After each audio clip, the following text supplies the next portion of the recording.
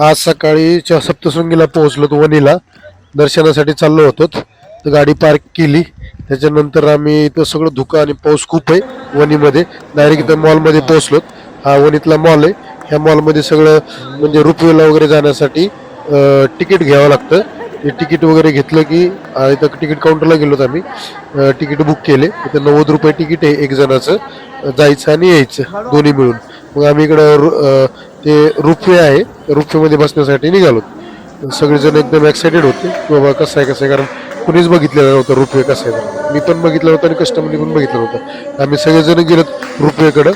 तर हे बघा आता सगळे खुश होते एकदम लवकर जायचंय म्हणून, कारण गर्दी नव्हती सकाळ सकाळी. आम्ही सकाळीच पोहोचलो होतो. हे आता रुपवेकडे चालू. हा बघा रुपवे, ही जी बोगी दिसती ती रुपवे आहे. त्याच्यामध्ये बसून वरती जायचं. एका सिटिंग कॅपॅसिटीची एका याच्यात 10 जण बसतात. असे